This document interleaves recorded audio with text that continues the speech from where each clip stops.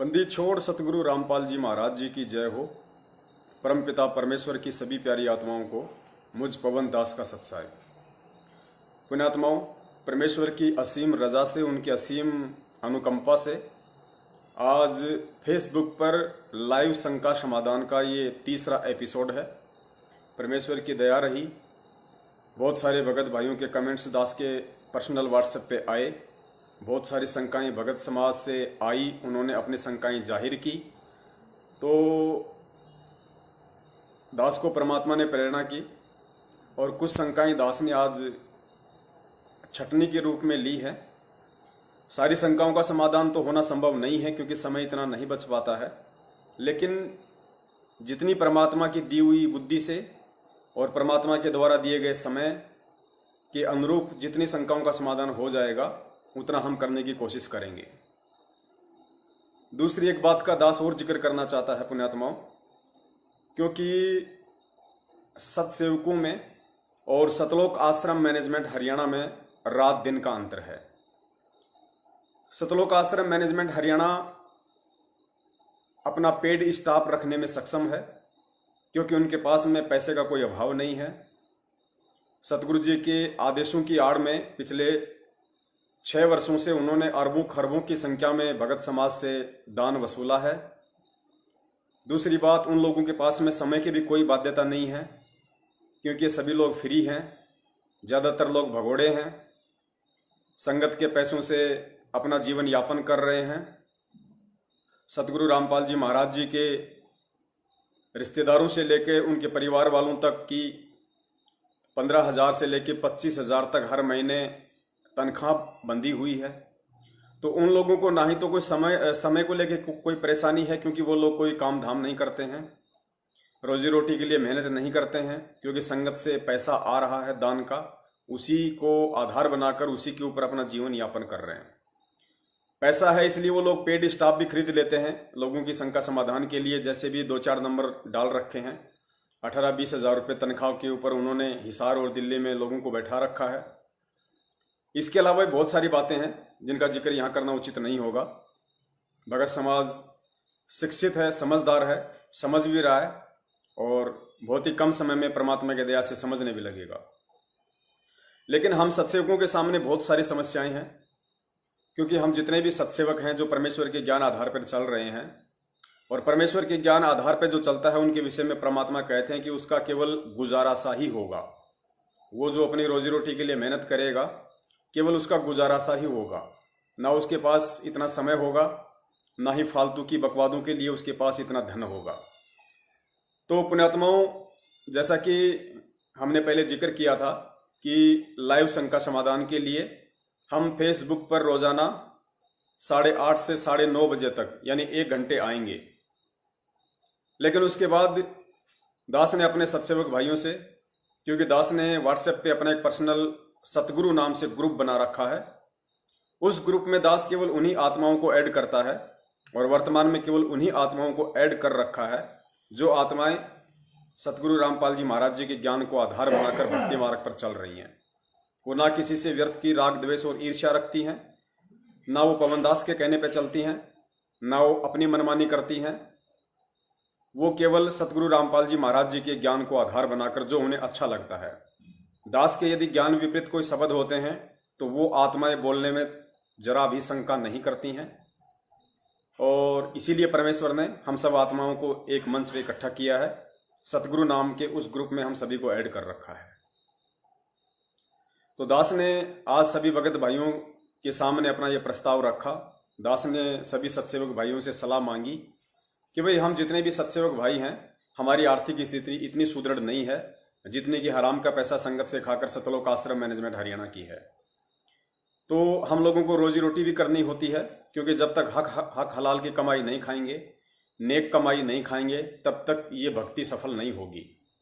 क्योंकि परमेश्वर कहते हैं कि कबीर मालिक की वाणी है कि कबीर धंधा करता रहे बिन धंधे धन ना होए, वो नर भूले भूल में जो धंधे ध्यावत ना आए।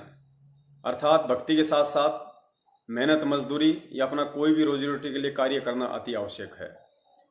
तो पुण्यात्माओं, दास जो अपना काम करता है, दास का काम हेल्दी फूड का है परमात्मा की दया से दही बड़े और वेज बिरयानी का काम है। सुबह 6 बजे उठते हैं, 11 बजे तक सामान तैयार होता है। 11 से शाम को 6 या 7 बजे तक मार्केट में गाड़ी लगाते हैं। उसके बाद फिर घर पे आते हैं, आरती भी करनी होती है, भक्ति भी करनी होती है। फिर तुरंत 8:30 बजे लाइव आना, फिर तकरीबन 1 घंटे लाइव चलना। उसके बाद में उन सभी को आगे शेयर करना। रात को 12 बज जाते हैं, तो बहुत ही ज़्यादा बिजी शेड्यूल हो जाएगा। भक्ति पर किसी प्रकार की आंच ना आए, क्योंकि सेवा से प्रथम हमारी भक्ति है।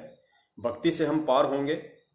सेवा केवल एक एडिशनल बेनिफिट उस परमात्मा ने हमें दिया है, क्योंकि जीव 24 घंटे नाम के ऊपर नहीं लगा रह सकता इस कलयुग में। इतनी समस्याओं, चाहे वो शारीरिक हो, चाहे मानसिक हो, चाहे आर्थिक हो, तो परमेश्वर ने ये 5 यज्ञ और कई तरह की सेवाएं जीव को बख्शिश की है, ताकि ये जीव हमेशा उस परमेश्वर के ध्यान में रहे, परमेश्वर के संपर्क में रहे, परमेश्वर की शरण में रहे, तो इसके पुण्य बनते रहेंगे। अन्य किसी प्रकार के विचारों के लिए इसके मन में कोई जगह नहीं रहेगी। तो दास ने सभी भगत भाइयों से सलाह मांगी थी कि भाई रोजाना हमारे लिए संभव नहीं होगा फेसबुक पर लाइव आना, क्योंकि पुण्यात्माओं जितनी भी शंकाएं हैं, वो शंकाएं क्यों हैं उन भगत भाइयों को? वो शंका इसलिए है क्योंकि सतलोक आश्रम मैनेजमेंट हरियाणा के द्वारा उन शंकाओं का सतगुरु रामपाल जी महाराज जी के सत्संगों और तत्व ज्ञान के आधार से सबूतों सहित किसी भी प्रकार का कोई समाधान नहीं किया गया। इसलिए वो आत्माएं अपने सत्सेवक भाइयों से शंका जाहिर करती हैं, अपने सवाल सामने रखती है। और हम भी यदि उनको डरा के, धमका के या कोई भी बहाना बना के कि भगत जी अपनी भक्ति करो, तुम्हें क्या लेना देना है, परमात्मा ने भक्ति दे दी, अपनी भक्ति करो, ये पूछ के तुम्हें क्या करना है, ये करके तुम्हें क्या करना है। पुण्यात्माओं, यदि हम भी उसी राह पे चलेंगे जिस राह पे सतलोक आश्रम मैनेजमेंट हरियाणा कालवश होकर चल रहा है, तो फिर उन पुण्यात्माओं की शंका का समाधान होगा कहां से? अगर भगत ही भगत की मदद नहीं करेगा तो उस पुण्यात्माओं को भक्ति में दृढ़ता आएगी कहां से? आप देख लीजिएगा, यह दास निवेदन करता है, सतलोक आश्रम मैनेजमेंट हरियाणा के जितने भी नामदान संचालक हैं, जितने भी कोऑर्डिनेटर हैं, संत रामपाल जी महाराज जी के जो कलयुगी परिवार वाले, उनकी पत्नी, बेटा, बेटी, रिश्तेदार हैं, आप किसी से भी फोन करके ये सवाल कीजिए कि भगत जी जो हरियाणा का जाट आरक्षण के लिए आंदोलन था, उसमें सतगुरु रामपाल जी महाराज जी तो आदेश दे नहीं सकते थे कि तुम जाटों के आरक्षण में जाओ, उनका समर्थन करो। तो भगत जी, हमारी शंका है कि ये किसका आदेश था, क्योंकि ज्ञान आधार से तो परमेश्वर का आदेश नहीं है। या फिर यूं कहिए कि भगत जी, आपने पिछले विधानसभा चुनाव में, हरियाणा में जब चुनाव थे, तो आप लोगों ने गुरुजी का आदेश बताकर कांग्रेस पार्टी के भूपेंद्र सिंह हुड्डा को भक्तों से वोट डलवा दिए, जबकि भूपेंद्र सिंह हुड्डा के विषय में हमने गुरुजी के सत्संग सुने हैं, क्योंकि करोथा कांड करवाने में अहम भूमिका आर्य समाजियों के साथ मिलकर अपनी सरकार को बचाए रखने के लिए भूपेंद्र सिंह हुड्डा की गुरुदेव ने बताई थी। और गुरुदेव ने कहा कि जिस दिन करोथा कांड की सीबीआई जांच हो जाएगी, उस दिन भूपेंद्र सिंह हुड्डा सहित जितने भी आर्य समाज के मुख्य व्यक्ति हैं, वो सब अंदर जाएंगे। तो भगत जी, हमारे परमेश्वर तो कभी दोगली बात नहीं कर सकते। हमारे पूज्य परमेश्वर सतगुरु रामपाल जी महाराज हिसार जेल से भूपेंद्र सिंह हुड्डा को वोट डालने का आदेश कैसे दे सकते हैं? वोट डालने के ही आदेश से संबंधित बात नहीं। हमारे गुरुदेव तो राजनीति के लिए सदा मना करते हैं। फिर ये आदेश किसके थे?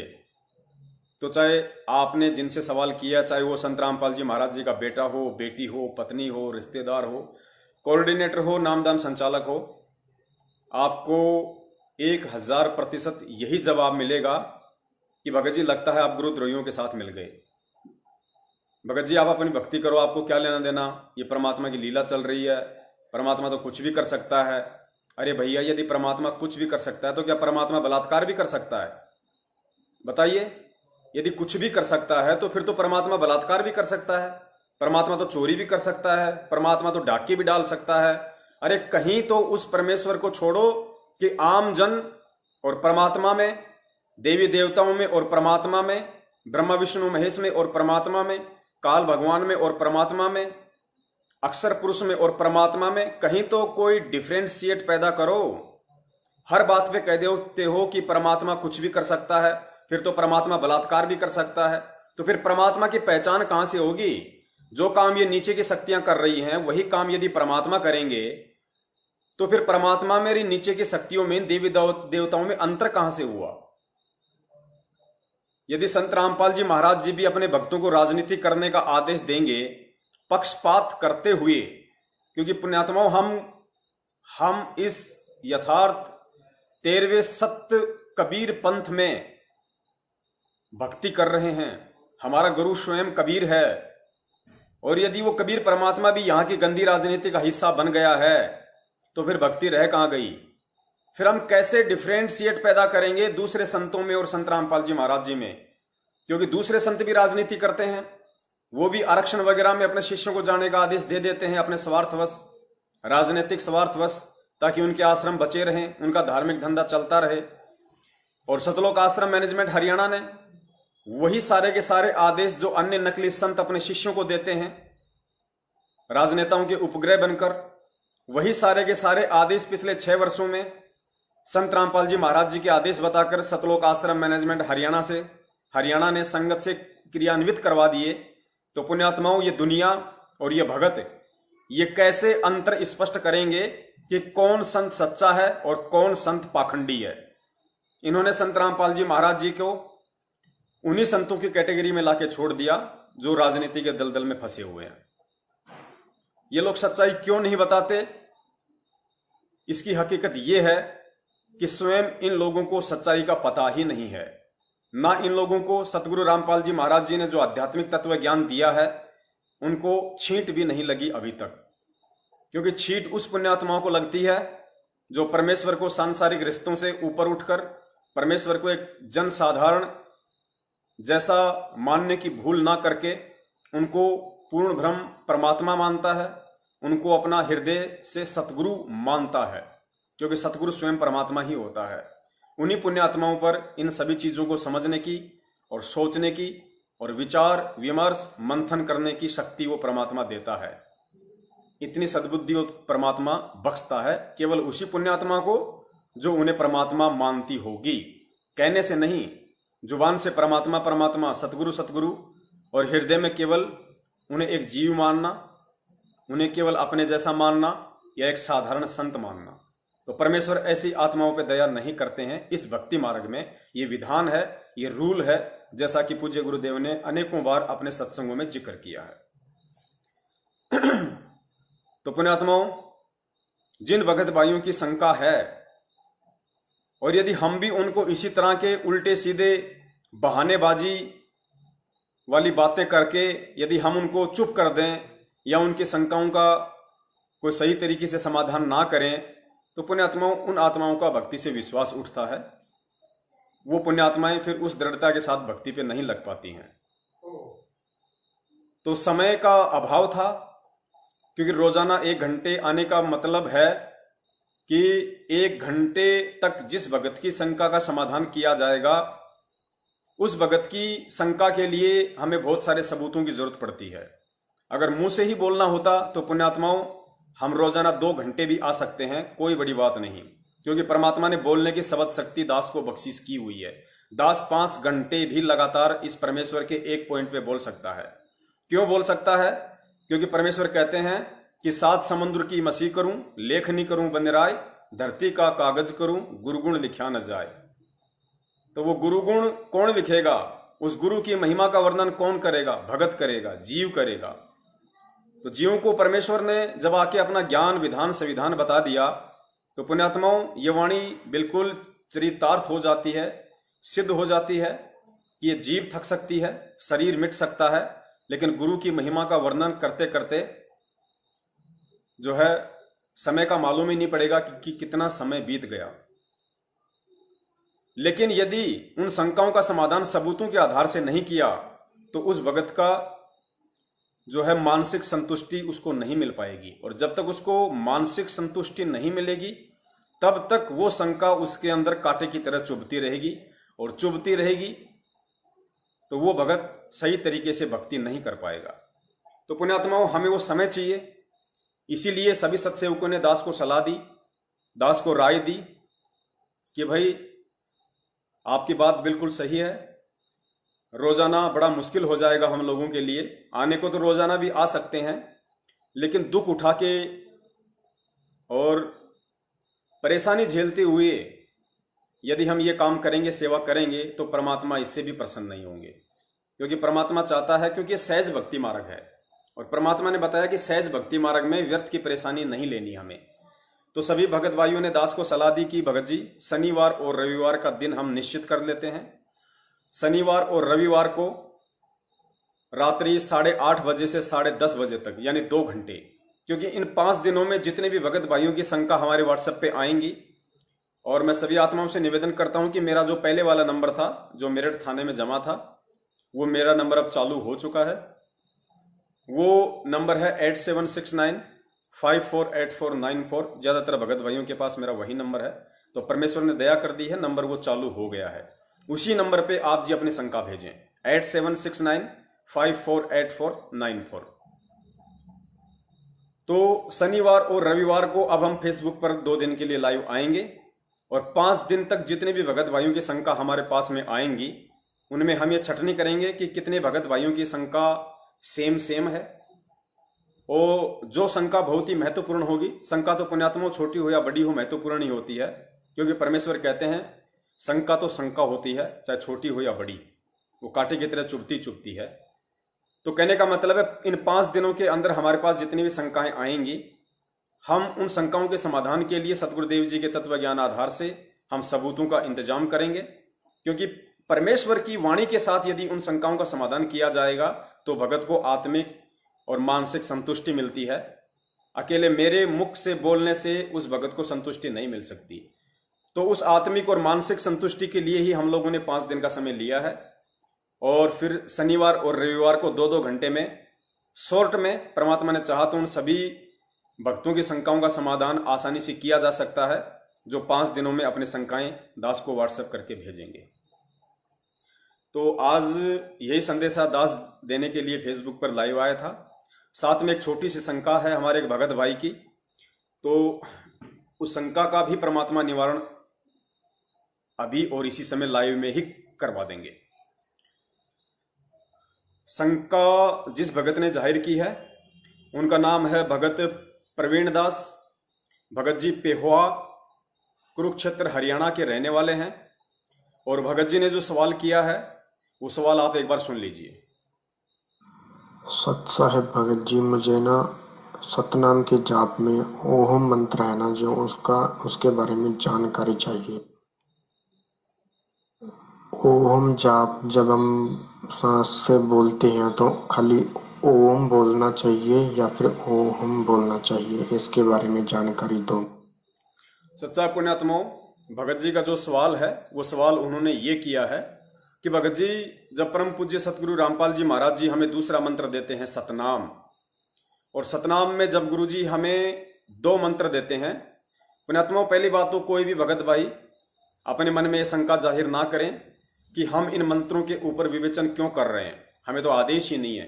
पुण्यात्माओं, क्या आदेश और क्या नहीं है, ये सतगुरु रामपाल जी महाराज जी ने अपने सत्संगों में सब कुछ क्लियर किया हुआ है।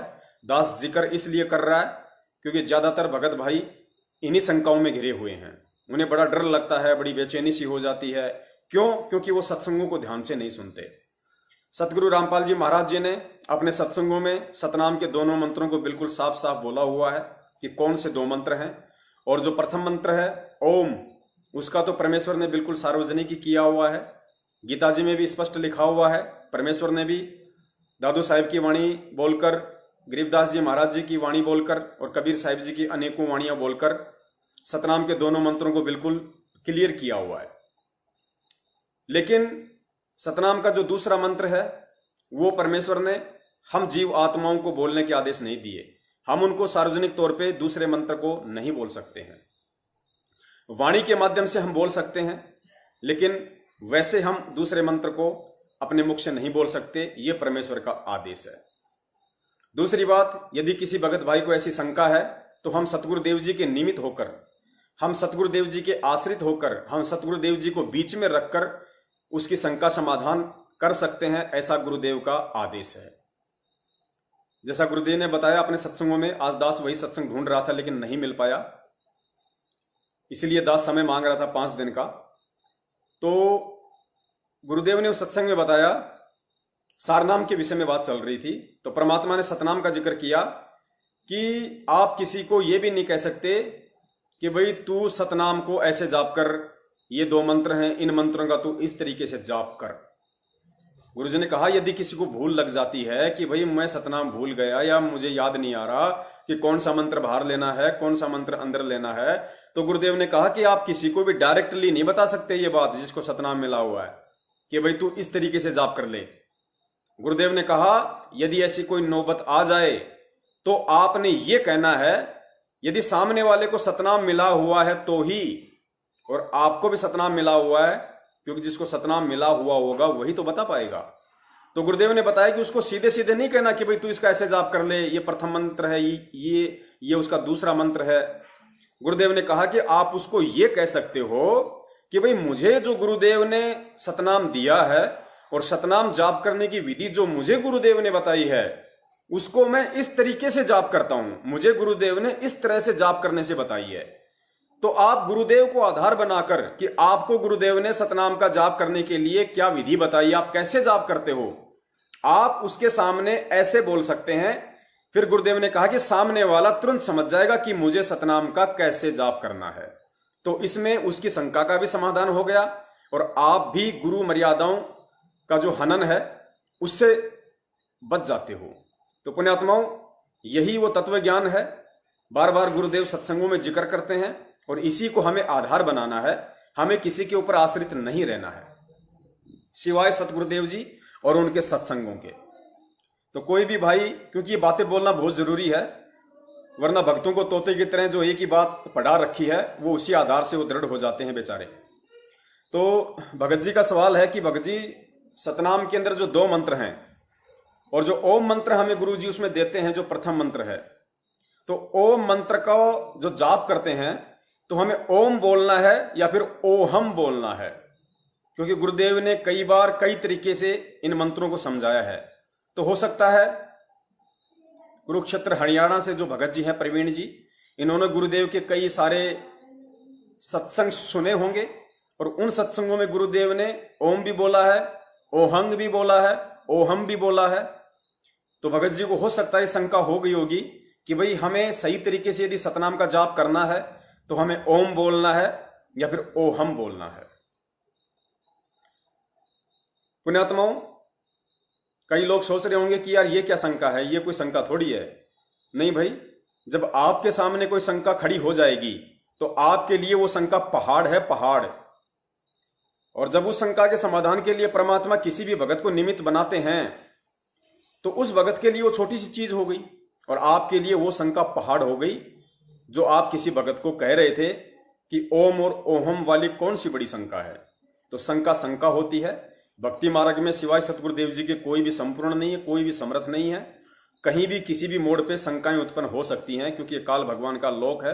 वो पल पल हमें इस भक्ति मार्ग से हटाने के लिए, डिगाने के लिए साम दाम दंड भेद या कोई भी घटिया हरकत वो करेगा, सूक्ष्म चाल वो चलेगा। शंकाएं केवल काल पैदा करता है और समाधान केवल परमेश्वर या परमेश्वर के यंत्र ही बताया करते हैं। तो अब हम आगे बढ़ते हैं भगत जी की शंकाओं की तरफ। तो मैं पेहुआ कुरुक्षेत्र हरियाणा के रहने वाले प्रवीण भगत जी से निवेदन करता हूं, भगत जी सर्वप्रथम हमें सतगुरुदेव जी के ज्ञान को आधार बनाना है, उनके सत्संगों के एक एक शब्द को बहुत ही गहराई से समझना है, फिर हमें विचार और मंथन करना है। सतगुरुदेव जी ने जब आपको नाम दीक्षा दी या जब मुझे उन्होंने सतनाम मंत्र दिया सतलोक आश्रम बरवाला में, तो मुझे गुरुदेव ने जब सतनाम दिया और 2 मंत्र मुझे बताए, तो उस समय मुझे गुरुदेव ने केवल ओम बताया था, ओहम नहीं बताया। और उम्मीद करता हूं उसी विधि से आपको भी सतनाम मिला होगा, उसी डीवीडी से आपको सतनाम मिला होगा टीवी के माध्यम से, और आपको भी सतगुरुदेव जी ने यही कहा होगा कि इसका जो प्रथम मंत्र है वो ओम है, ना कि ओहम। तो हमें सबसे पहले तो यही विचार करना चाहिए कि गुरुदेव ने हमें सतनाम में ओहम करके जाप करने के कोई आदेश नहीं दिए, ना किसी सत्संग में दिए, ना ही नाम दीक्षा देते समय दिए। और गुरुजी ने केवल प्रथम मंत्र केवल ओम ही बोला सतनाम का।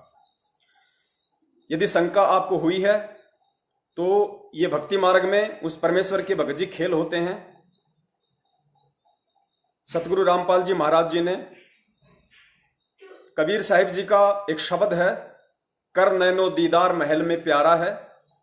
उस शब्द को राधा स्वामी पंथ की एक पुस्तक है संत मत प्रकाश भाग 1, संत मत प्रकाश भाग 1, उसमें गुरुदेव ने राधा स्वामी पंथ वाले जो गुरु हैं उनका जो ज्ञान है उसके ऊपर ज्ञान आधारित टिप्पणी करते हुए एक शब्द परमात्मा ने सुनाया था, कर नैनो दीदार महल में प्यारा है। क्योंकि वो लोग जो नाम दीक्षा दे रहे हैं राधा स्वामी पंथ वाले, ओमकार, निरंकार, ज्योति निरंजन, सोहम, सतनाम, अकाल मूर्त, जो भी मंत्र वो देते हैं, तो वो वास्तविक भक्ति मंत्र नहीं है। वो मंत्र नहीं है जो मंत्र यथार्थ कबीर पंथ में 650 साल पहले कबीर परमात्मा ने अपने बच्चों को दिए, और वो मंत्र आज तक छुपा के रखने थे। इसलिए कबीर परमात्मा ने की जो अपनी वाणी बोली थी कि कर नैनो दीदार महल में प्यारा है, उन्होंने उन मंत्रों का थोड़ा थोड़ा सा प्रारूप चेंज कर दिया। जैसे ओम है तो वहां पे परमेश्वर ने शब्द में लिखवा दिया ओहम, किलियम है तो परमेश्वर ने लिखवा दिया किलियंग, श्रियम है तो परमेश्वर ने लिखा दिया श्रृंग। क्यों? क्योंकि ये वास्तविक जो मंत्र हैं भक्ति के मंत्र, ये परमात्मा ने छुपा के रखने थे, ये परमात्मा के खेल थे। ये केवल वर्तमान समय तक, सतगुरु रामपाल जी महाराज जी के इस समय तक आने तक इन मंत्रों को छुपा के रखना था। यदि ये मंत्र अन्य पंथ वाले भी देते तो गुरुदेव ने बताया कि आज आप सभी पुण्यात्माओं को मैं यही मंत्र देता, क्योंकि भक्ति के तो यथार्थ मंत्र यही हैं।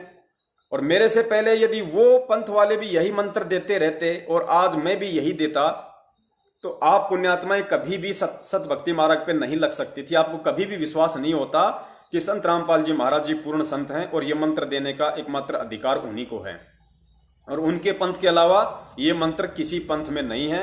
और यदि एक आध पंथ में हैं भी, यदि उन्होंने चोरी करके अटपट करके यदि दे भी रखे हैं तो उनका गुरु अधिकारी नहीं है, जिस कारण से वो मंत्र यूजलेस हैं, व्यर्थ हैं।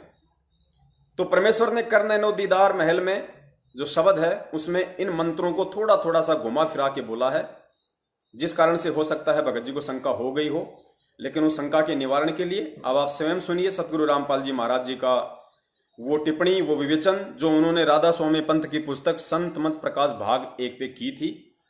ये सत्संग सुनने के बाद आप जी की जो शंका है वो क्लियर हो जाएगी कि वास्तव में सतनाम में हमें जो जाप करना है सतगुरुदेव जी के आदेश और निर्देश अनुसार वो केवल ओम है, ना कि ओहम है। और ओहम यदि उन्होंने बोला है तो किस मकसद से बोला है वो परमेश्वर अपने इस छोटे से सत्संग में स्वयं ही क्लियर कर रहे हैं।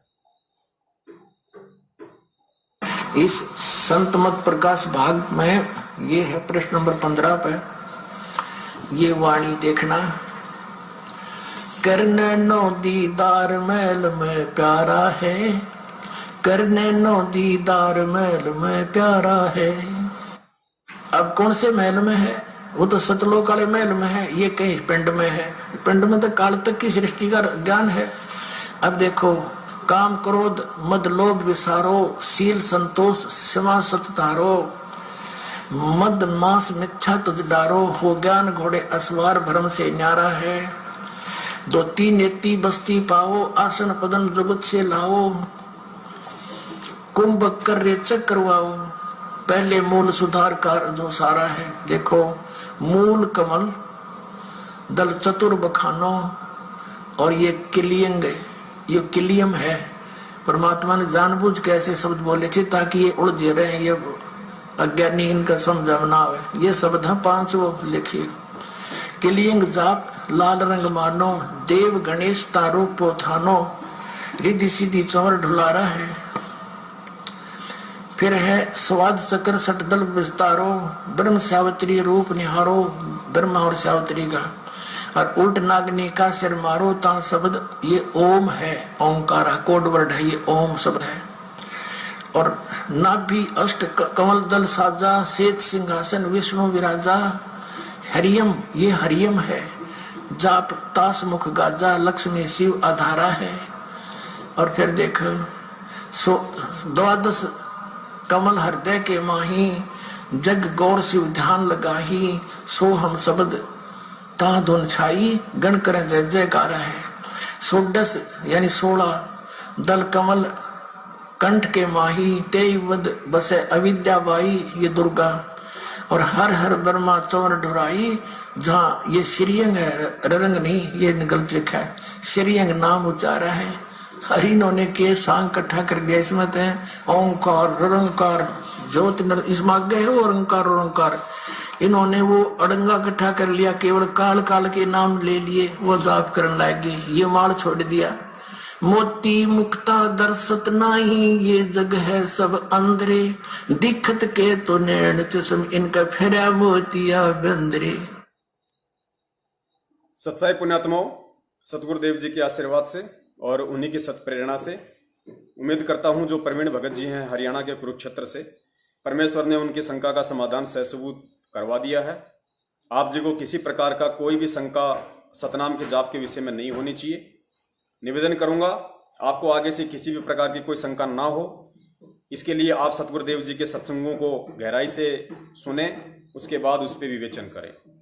क्योंकि परमेश्वर ने कहा कि सत्संग सुनने मात्र से ही हम सत भक्ति मार्ग पे नहीं चल सकते। सत्संग सुनने के बाद हमें उन सत्संगों के ऊपर मनन करना पड़ेगा, कुछ देर हमें सोचना पड़ेगा, विचार करना पड़ेगा कि गुरुदेव इस सत्संग के माध्यम से हमें क्या समझाना चाह रहे हैं, गुरुदेव इस सत्संग के माध्यम से क्या अनमोल संदेश और संकेत कर रहे हैं। इसके अलावा और भी कुछ सबूत हैं, क्योंकि जब भी सतगुरु रामपाल जी महाराज जी ने सतनाम का जिक्र किया है तो उन्होंने केवल ओम ही शब्द का उच्चारण किया है, ना कि ओहम का। देख लीजिएगा क्या कहते हैं कि सतनाम जो 2 अक्षर का मंत्र है, जिसमें एक ओम है एक तत् है, और ये ऐसा अनमोल मंत्र है, इसकी इतनी कीमत बताई है। यदि विधिवत परम संत अधिकारी संत से प्राप्त करके, अधिकारी आपको बता देता हूं 21 ब्रह्मांड में इस विश्व में इस दास के अतिरिक्त इन तीनों मंत्रों को देने का कोई अधिकारी नहीं है। या गलती ना करियो, बहुत धोखा खा लिया आपने।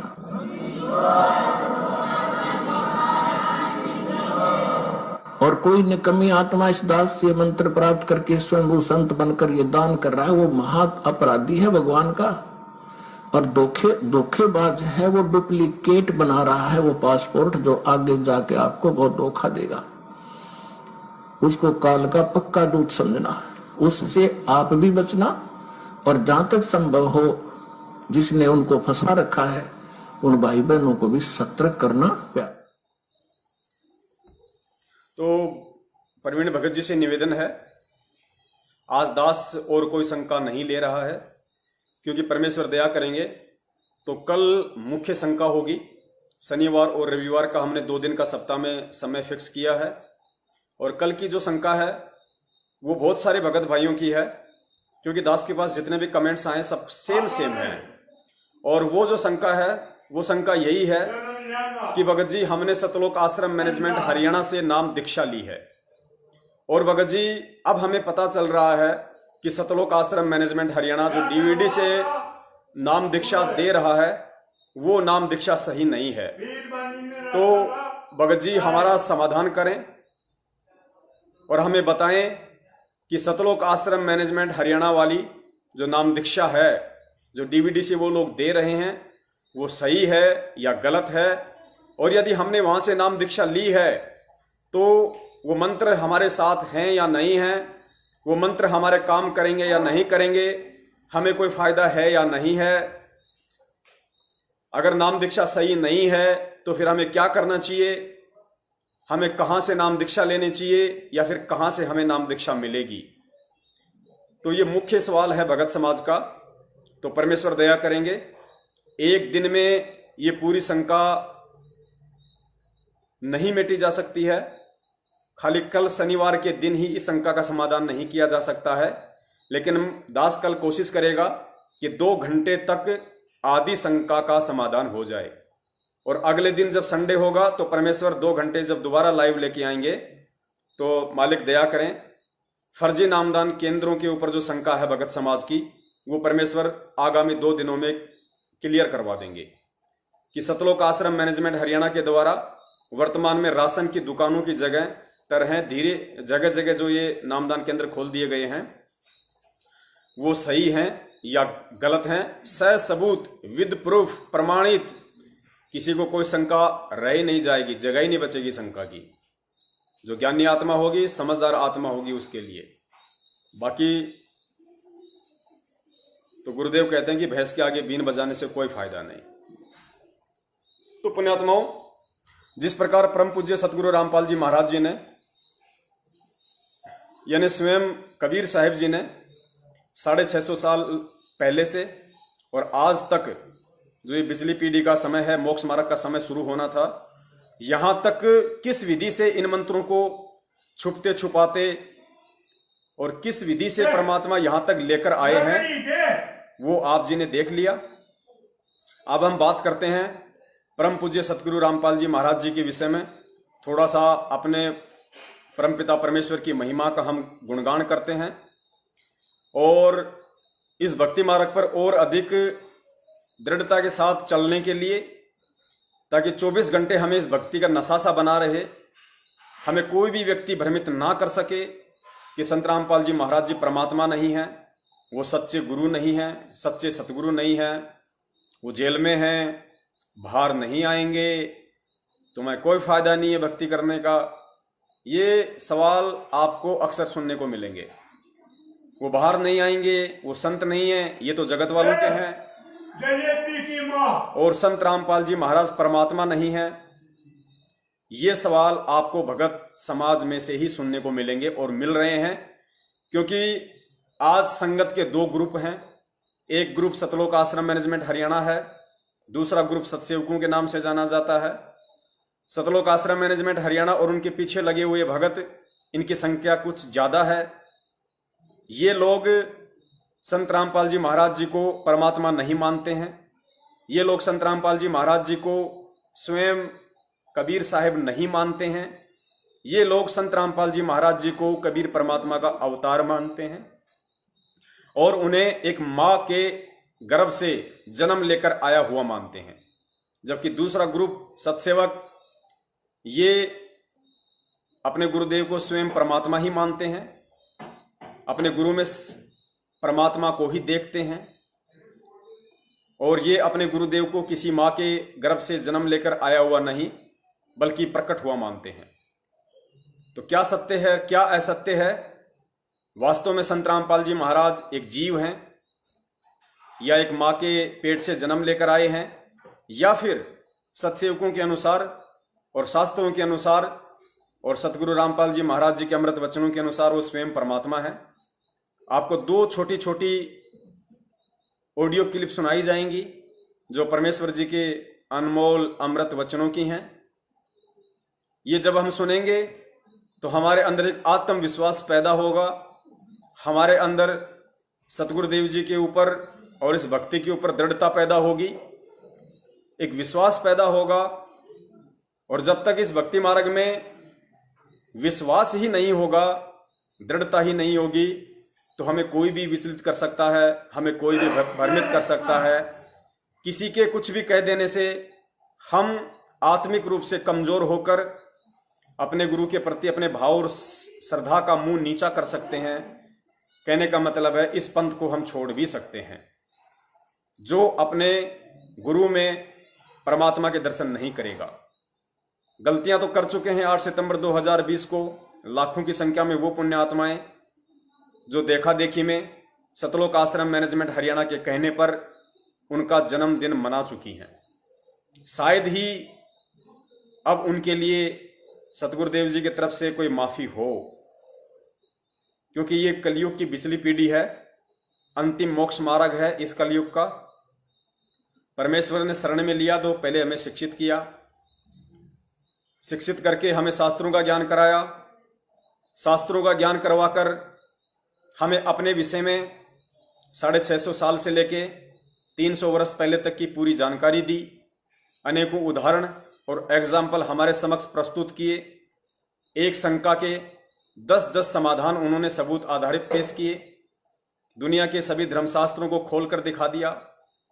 इसके अलावा यदि कोई भी त्रुटि थी तो परमात्मा ने 27 वर्षों से जो अनमोल सत्संग किए हैं उनके माध्यम से उन्होंने उसका पूरा निपटारा कर दिया है।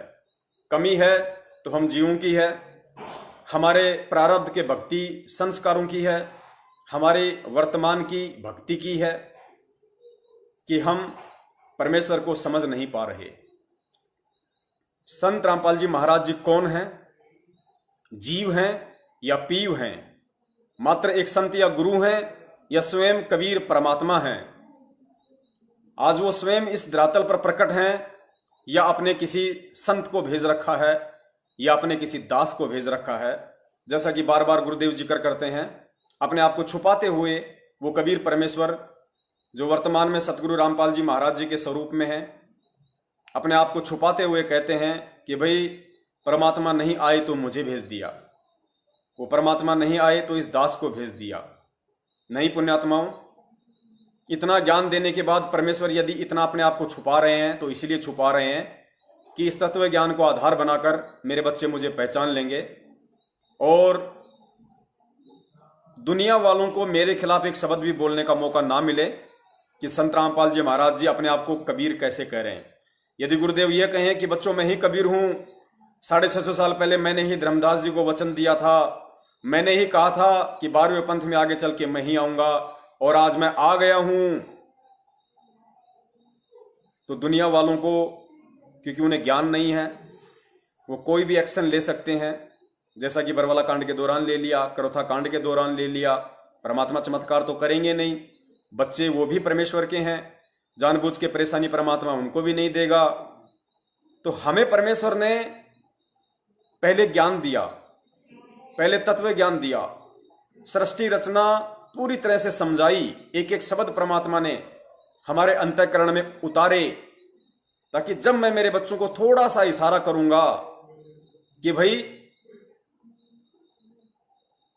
जैसे बर्फ होती है, बर्फ का वास्तविक आकार होता है उसका कठोर होता है, और यदि वो पिघलती है तो वो पानी रूप में आ जाती है वो बर्फ ही, बर्फ से ही वो पानी बना है, पानी कहीं अलग से नहीं आया। यदि बर्फ पिघली है तो ही पानी बना है। और यदि अब वो पानी कहे कि भाई मैं ही वो बर्फ हूं जो 1 घंटे पहले पिघलते पिघलते पिघलते पिघलते पानी का रूप ले लिया, और मैं चाहूं तो -20 डिग्री टेम्परेचर में जाकर अपने वास्तविक रूप में भी आ सकता हूं, आ सकती हूं, लेकिन कोई फायदा नहीं होगा, क्योंकि तुम्हारी प्यास पानी से बुझेगी ना कि बर्फ से बुझेगी। मैं तो सक्षम हूं, यदि वापस मैं अपने उसी टेम्परेचर पे आ जाऊं तो मैं तो वापस बर्फ बन जाऊंगा, बर्फ बन जाऊंगी। लेकिन तुम जीवों की प्यास कैसे बुझेगी? तुम्हारी प्यास तो पानी से बुझेगी, बर्फ से नहीं बुझेगी। इसलिए वो बर्फ कह रही है कि मैंने पानी का रूप धारण किया तुम्हारी प्यास बुझाने के लिए। ठीक इसी प्रकार वो कबीर परमेश्वर संत रामपाल जी महाराज जी का एक इंसान के रूप में एक स्वरूप धारण करके, रूप धारण करके आए। आने को तो स्वयं भी आ सकते थे, लेकिन हमारे लिए उनका कोई औचित्य नहीं होता, कोई मतलब नहीं होता, क्योंकि परमेश्वर यदि अपने वास्तविक रूप में आ जाएगा तो हम जीवों के लिए उनका कोई महत्व नहीं है। परमेश्वर का शरीर तेज पुंज का है, वो शब्द स्वरूपी है। उनको जानने के लिए, उनको देखने के लिए फिर जीव को दिव्य दृष्टि चाहिए, और वो दिव्य दृष्टि हम जीवों के पास नहीं है। तो यदि परमेश्वर अपने वास्तविक तेज पुंज वाले रूप में आ भी गए, जिनके एक रूम कोप की शोभा, शरीर के एक बाल की शोभा इतनी है, 1 करोड़ चंद्रमा, 1 करोड़ सूरज, उनकी रोशनी भी फीकी पड़ जाए। तो पुण्यात्माओं, इस काल लोक में जब हम अपनी इन आंखों से एक सूरज को नहीं देख पाते हैं जो यहां से लाखों कोस योजन, लाखों योजन दूर है, तो सपोज करो जिस परमात्मा के एक बाल में 1 करोड़ सूरज, 1 करोड़ चंद्रमा से भी ज्यादा रोशनी है, तो पुण्यात्माओं हम अपनी आंखों से कैसे देख पाएंगे? परमात्मा दिखाई नहीं देगा। इसलिए उस परमात्मा को तेज पुंज के शरीर से एक हल्का शरीर धारण करके आना पड़ता है ताकि हम अपनी चरम दृष्टि से उनको देखें और वो परमेश्वर हमारे समक्ष उस हल्के शरीर में, मानव शरीर में, उस इंसानी शरीर में हमारे जैसा बनकर हमारी आध्यात्मिक प्यास बुझाए, पानी बनकर हमारी प्यास बुझाए, हम भक्ति के प्यासे जीवों की प्यास बुझाए। आने को तो वो बर्फ के रूप में भी आ सकता है, तेजपुंज के रूप में भी आ सकता है, लेकिन हमारे लिए कोई फायदा नहीं होगा। तो यहां परमेश्वर अपने आप को छुपाते हैं कि परमात्मा नहीं आई तो मुझे भेज दिया, जबकि ऐसा नहीं है पुण्यात्माओं। इस बात को संगत में भी केवल वही लोग समझेंगे जो गुरुदेव के सत्संगों को गहराई से सुनते हैं, उन पर कुछ बुद्धि विवेक के साथ में मनन करते हैं, चिंतन करते हैं कि गुरुदेव कहना क्या चाह रहे हैं, क्यों छुपा रहे हैं अपने आप को। क्या परमात्मा झूठ बोलेगा? अगर परमात्मा ने स्वयं नहीं आना था तो परमेश्वर धर्मदास जी को 650 साल पहले ही बोल देते कि धर्मदास, पिछली पीढ़ी में मैं नहीं जाऊंगा भाई, मेरा दास जाएगा, मैं अपने दास को भेजूंगा। लेकिन परमेश्वर सत्यवादी होता है और हम रोज संध्या आरती में कहते हैं कि सत्यवादी के चरणों की मैं सिर पे डारूं धूर, 84 निश्चय मिटे पहुंचूं तख्त हुजूर। तो परमेश्वर सत्यवादी है, झूठ का उनके पास कोई नामो निशान नहीं होता है और ना ही परमेश्वर कभी झूठ बोलते हैं। संकेत उन्होंने अनेकों कर दिए हैं, अब समझना केवल हमें पड़ेगा। कहावत भी है कि घोड़े के आगे घास डाली जा सकती है, उसके मुंह के अंदर घुसाई नहीं जा सकती। अगर उसको भूख होगी तो स्वयं ही खाएगा, वरना मालिक जबरदस्ती घोड़े को घास नहीं खिलाता। तो जिन पुण्यात्माओं को सतगुरु प्राप्ति की भूख होगी, जिन पुण्यात्माओं को परमात्मा प्राप्ति की भूख होगी और जिन पुण्यात्माओं को सतलोक प्राप्ति की भूख होगी, वो पुण्यात्माएं सतगुरुदेव जी के सत्संगों को आधार बनाकर उन संकेतों को समझने की कोशिश करेंगी, उनसे दंडवत प्रार्थना करके। तो परमेश्वर कहां कहां छुपा रहे हैं अपने आप को। और भी स्पष्ट इशारे परमात्मा ने कुछ सत्संगों में किए हैं। उन संकेतों को समझकर, उन सत्संगों को समझकर हमें विचार करना चाहिए कि हमारा बाप क्या कहना चाह रहा है। पुण्यात्माओं, उस परमेश्वर की मजबूरी है कि वो खुलकर नहीं बताएगा। मजबूरी यही है कि परमेश्वर ने काल को वचन दिया हुआ है कि परमेश्वर आप नीचे जाना, आप अपनी जानकारी, अपना ज्ञान देकर करवाना, जबरदस्ती या बाई फोर्स किसी को जबरदस्ती अपना ज्ञान मत करवाना। जबरदस्ती का मतलब है चमत्कार मत दिखाना, अपना विराट रूप मत दिखाना, अन्य कोई इस तरह का चमत्कार जीवों के आगे ना करना ताकि जीव एकदम से ये मान ले कि हां आप ही भगवान हो। इसलिए परमेश्वर ने ज्ञान को चुना, ज्ञान को आधार बनाया और संकेत उन्होंने असंख्य कर दिए। पुण्यात्माओं, वो परमेश्वर ठीक उसी तरह अपने आप को छुपा रहा है वर्तमान में, जो सत्संग सतगुरुदेव जी ने एक बार सुनाया था। गुरुदेव ने बताया कि एक राजा था, बहुत संपन्न राजा था। राजा का एक लड़का था 10-11 वर्ष का। बच्चा अपने साथियों के साथ खेल रहा था। खेलते खेलते बच्चा जंगल में गहरा चला गया। जंगल में आदिवासी लोग रहते थे, भील वगैरह। भीलों ने उस बच्चे को पकड़ लिया, राजा के लड़के को। बच्चा सुंदर था।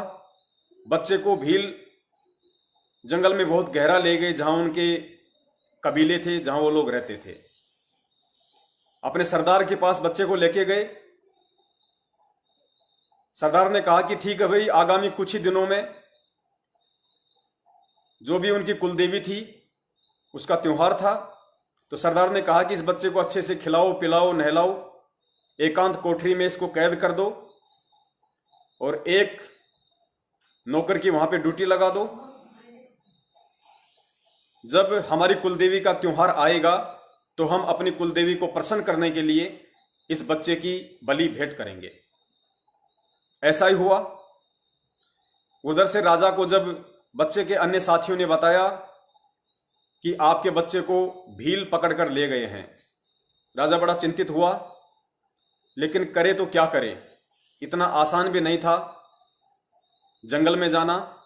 राजा ने एक युक्ति सोची। पुण्यात्माओं, इस कहानी का मतलब क्या है, मर्म क्या निकलेगा, गुरुदेव ने बताया, हमें उसको समझना है। राजा ने एक ऐसे व्यक्ति को महल में आमंत्रित किया जो उन्हें 1 महीने के अंदर अंदर भीलों का जो भाषा थी, भीलों के जो आचार विचार, जो रहनी करनी थी, उनकी वेशभूषा थी, वो सब कुछ उनको समझा दे। उस व्यक्ति ने ऐसा ही किया। 1 महीने में राजा को बिल्कुल परफेक्ट कर दिया। आदिवासी राजा भाषा बोलने लगा, भीलू जैसे राजा ने कपड़े पहने और राजा अकेला ही जंगल की ओर निकल पड़ा। जाने से पहले राजा ने अपने सेनापति को कह दिया था, इशारों इशारों में कोई संकेत कर दिया था। राजा अकेला ही अंदर चला गया। राजा जैसे ही अंदर गया तो भीलों के संपर्क में आया, क्योंकि भील वाली वेशभूषा, राजा महल से भील वाली वेशभूषा बना के आया था, भीलू जैसा ही बन के आया था ताकि उसको कोई पहचान ना ले। राजा भीलू के डेरे में पहुंच गया। राजा ने कुछ अपनी तार्किक शक्ति से, कुछ अपनी बुद्धि से, कुछ अपने बोलचाल के अनुभव से बहुत जल्दी भीलू के राजा को प्रसन्न कर लिया। भीलू के राजा ने राजा की ड्यूटी उसी बच्चे की कोठड़ी में लगा दी कि तुम इस बच्चे की नजर रखना, आने वाले 5-7 दिनों में हमारी कुलदेवी का त्योहार है, हम इस बच्चे की बलि चढ़ाएंगे और मैं तुम्हें यह विशेष जिम्मेदारी सौंपता हूं। चाबी राजा को दे दी। राजा जैसे ही चाबी लेके बच्चे के पास गया और बच्चे की हालत देखी तो राजा अंदर से बहुत ज्यादा द्रवित हुआ, दुखी हुआ, परेशान हुआ।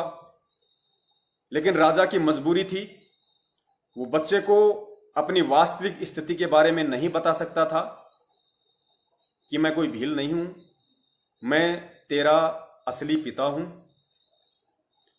और मैं तुझे, जो तू अपनी नादानी से इन भीलों के यहां फंस गया है, दुख उठा रहा है, तुझे यहां परेशान किया जा रहा है और यहां पे तेरी बलि देने के लिए तुझे खिलाया जा रहा है, पिलाया जा रहा है।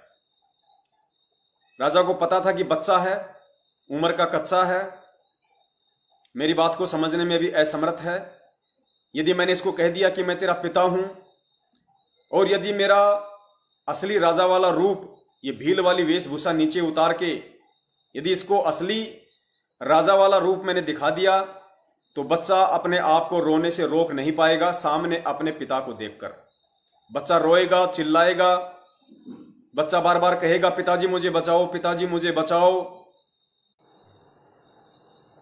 तो यहां पे हमारी पोल पट्टी खुल जाएगी, भीलों का राजा सतर्क हो जाएगा, बच्चा भी मारा जाएगा और मैं भी मारा जाऊंगा। तो पुण्यात्माओं, राजा ने अपने आप को संभाले हुए रखा। राजा ने अपनी असलियत, अपना भेद उस बच्चे को नहीं दिया। राजा ने कहा कि बेटा चिंता मत करो, मुझे तुम्हारे पिताजी ने भेजा है और जैसा मैं कहूं वैसा ही तुम करते रहना, तो तुम यहां से बच के अपने पिताजी के पास सुरक्षित जा सकते हो। पुण्यात्माओं, बच्चे का पिताजी खुद कह रहा है कि तुम्हारे पिताजी ने मुझे भेजा है और जैसा मैं कहूं यदि तुम वैसा करोगे तो तुम्हारी यहां से जान जो है बच सकती है, तुम वापस अपने पिता के घर जा सकते हो। बच्चे ने कहा जी ठीक है, जैसा आप कहोगी मैं वैसा ही करूंगा। 2-4 दिन बाद में वो त्योहार आने को नजदीक था। 1 दिन पहले भीलों ने जमकर खुशी मनाई, शराब पार्टी की। राजा ने भी मौके का फायदा उठाया, बेहोशी की दवा उस खाने में मिलाई, सभी बेहोश हो गए। राजा उस बच्चे का हाथ पकड़कर बड़ी तेजी से उसी समय वहां से निकल लिया।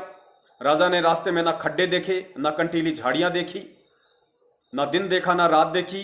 राजा बच्चे को वहां से पकड़कर ले जा रहा है। सुबह हुई, भीलों की सीमा समाप्त हुई। सामने देखा तो सेनापति हजारों सैनिकों के साथ राजा की प्रतीक्षा कर रहा था, क्योंकि राजा पहले ही उसको संकेत करके आ गया था। राजा बच्चे को महल में लेके गया। बच्चा जाते ही अपनी मां के पास मां से लिपट कर रोने लगा। बच्चे के सामने ही राजा ने भीलों वाली वेशभूषा उतारनी शुरू कर दी। बच्चा देख रहा था और जैसे ही राजा ने भीलों वाली वेशभूषा उतारी, हाथ मुंह धोया और बच्चे को पता चला कि ये तो कोई भील नहीं था, ये तो स्वयं मेरा पिता था, मेरा पिताजी था। और मेरे पिता ने मुझ अबोध की, मुझ नादान की जो मैंने गलती की थी, उस गलती से मुझे बचाने के लिए, मेरे प्राण बचाने के लिए मेरे बाप ने किस तरह एक भील की भूमिका करते हुए अपने स्वयं के प्राण भी संकट में डाले। बच्चा लिपटकर बाप से रोने लगा क्योंकि वो वास्तविकता को समझ चुका था। पुण्यात्माओं, ये वाला सत्संग परम पूज्य गुरुदेव ने हमें इसलिए समझाया ताकि ये बच्चे इस सत्संग के माध्यम से और मेरे तत्व ज्ञान को आधार बनाकर स्वयं निर्णय कर लें कि मैं संत रामपाल हूं, मैं एक जीव हूं, मैं इंद्रो मां के पेट से जन्म लेकर बाहर आया हुआ हूं, मैं एक मानुष हूं या एक साधारण संत हूं, या फिर मैं स्वयं तुम्हारा वास्तविक असली इस आत्मा का पिता हूं, परम पिता परमेश्वर हूं, मैं कबीर हूं। ये निर्णय स्वयं बच्चों ने ही करना था। इसलिए परमात्मा ने इन कथाओं के साथ साथ बहुत सारे ऐसे उदाहरण भी दिए जिनको आधार बनाकर आज हमें समझना चाहिए। सुनिए परमेश्वर क्या कह रहे हैं कि परमात्मा अपने आप को छुपाकर ही बोलते हैं। छुपाकर ही बोलते हैं का मतलब है कि स्वयं ही कबीर है। परमात्मा ने कहा था चौथा युग जब कलयुग आएगा तब मैं अपना एक दास बेचूंगा। परमात्मा छुपकर ही बोलते हैं। पुण्यात्मा एक बार फिर से सुन लीजिए। परमेश्वर कहते हैं कि चौथा युग जब कलयुग आएगा तो परमात्मा ने कहा था कि मैं अपना दास भेजूंगा, और फिर कह रहे हैं कि परमात्मा छुपकर ही बोलते हैं। छुपकर ही बोलते हैं का मतलब दास नहीं आया, स्वयं परमेश्वर ही आए हैं। परमात्मा ने कहा था चौथा युग जब कलयुग आएगा तब मैं अपना एक दास बेचूंगा। परमात्मा छुपकर ही बोलते हैं। यदि परमात्मा ने अपना दास ही भेजना था या संत रामपाल जी महाराज जी उस परमात्मा के दास हैं, तो इस सत्संग में गुरुदेव को यह संकेत देने की जरूरत नहीं पड़ती कि परमात्मा छुपकर ही बोलते हैं। फिर इसका कोई मैटर ही नहीं था। अगर दास ही आया होता तो यह शब्द बोलने की जरूरत ही नहीं थी कि परमात्मा छुपकर बोलते हैं। दूसरा सत्संग और सुनिए जिसमें गुरुदेव स्पष्ट कह रहे हैं कि यदि बार बार वो परमात्मा ये कहे कि मैं परमात्मा हूं, मैं परमात्मा हूं, तो कोई ना माने। इसलिए परमात्मा ने ऐसा बोलना पड़ता है। बोलो सतगुरुदेव की जय हो। ऐसे ही 600 वर्ष पहले परमात्मा कबीर परमेश्वर जी ने अपनी प्यारी आत्मा धर्मदास जी से कह दिया था, धर्मदास एक ऐसा समय आओगा 5500 में, 5500 जब कलयुग बीत जाएगा 5500 वर्ष, तब एक महापुरुष आवेगा। यानी पहले तो कहते हम ही आएंगे, फिर वो फेर बदल कर जाते हैं परमात्मा, क्योंकि बार बार नो कहे मैं भगवान हूं, कोई ना माने। तो इसका प्रमाण आपको ये कबीर सागर से देते हैं। परमात्मा कहते हैं कि 650 साल पहले धर्मदास जी से कहा था कि धर्मदास मैं एक महापुरुष भेजूंगा। फिर कहते हैं कि परमात्मा फिर फेर बदल कर जाते हैं। धर्मदास जी से कहा था कि महापुरुष भेजूंगा, और फिर कहते हैं कि परमात्मा फेर बदल कर जाते हैं, क्योंकि बार बार परमात्मा कहे कि मैं भगवान हूं तो कोई ना माने। सुनिए,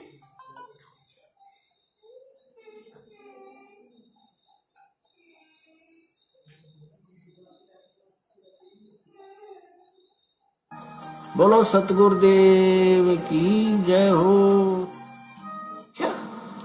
ऐसे ही 600 वर्ष पहले परमात्मा कबीर परमेश्वर जी ने अपनी प्यारी आत्मा धर्मदास जी से कह दिया था, धर्मदास एक ऐसा समय आओगा 5500 में, 5500 जब कलयुग बीत जाएगा 5500 वर्ष, तब एक महापुरुष आवेगा।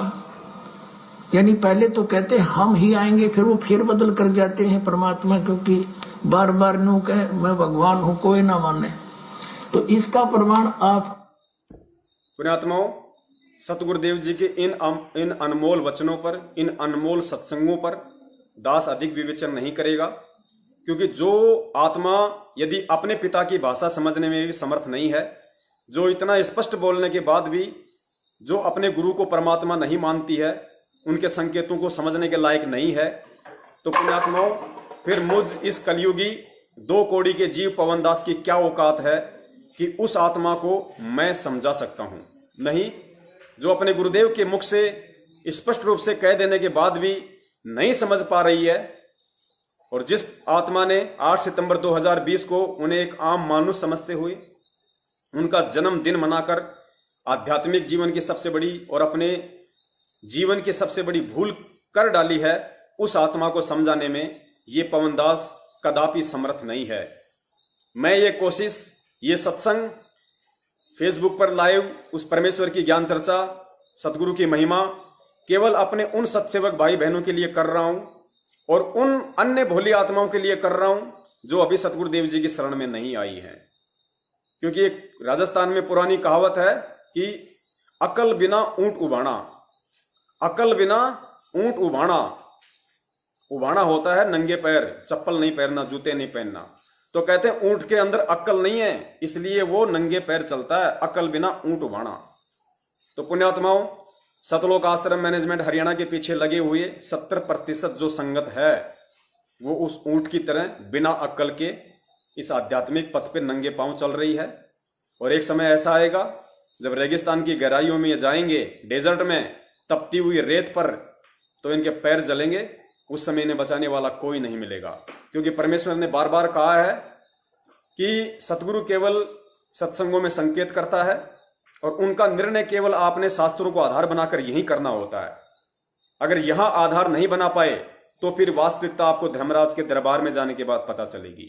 लेकिन वहां पता चले या ना चले उसका कोई फिर फायदा नहीं होगा।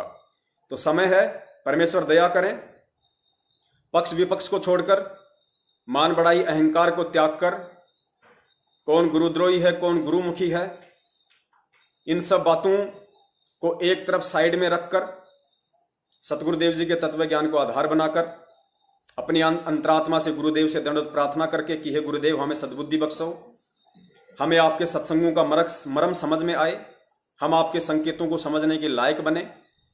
और जिस प्रकार सतलोक आश्रम मैनेजमेंट हरियाणा काल एजेंट की भूमिका निभाते हुए भगत समाज को भ्रमित कर रहा है, इसी भ्रमणा के कारण आज भगत समाज दूसरे पंथों में जा रहा है। इनकी नादान हरकतों के कारण जो ये राजनीति करते हैं, आरक्षणबाजी करते हैं, ऊट पटांग तरह तरह के फर्जी आदेश निकालते हैं, तो आत्माएं सोचती हैं, जिनको ज्ञान अभी संपूर्ण नहीं है, वो आत्माएं भ्रमित हो जाती हैं कि हमने तो ये सब ऊट पटांग हरकतें छोड़कर तो गुरु जी की शरण ग्रहण की थी। अब इस मार्ग में आने के बाद भी यदि गुरु जी इस तरह की ऊट पटांग आदेश और इस तरह के यदि हमसे कुक्रम करवा देंगे तो हम भाई इस भक्ति मार्ग पे नहीं रहना चाहते। इससे अच्छा तो हम वहीं थे जहां हम पहले थे। लेकिन वो आत्माएं इस बात को समझ नहीं पा रही कि ये आदेश गुरुदेव के नहीं, हिसार जेल से नहीं, ये आदेश उस व्यक्ति के हैं जिसको महेंद्र के नाम से जाना जाता है, जो सन 2014 से वांटेड है, हिंदी में जिसे भगोड़ा कहते हैं, 428 नंबर देशद्रोह के मुकदमे में। और भी बहुत सारी बातें हैं, परमेश्वर दया करेंगे, आगे के लाइव शंका समाधान में जिक्र होगा। तब तक के लिए दास अभी सभी सत्सेवक भाई बहनों से अनुमति चाहता है। सत साहेब, जय हो बंदी छोड़ की। बंदी छोड़ सतगुरु रामपाल जी महाराज की जय हो। सत साहेब।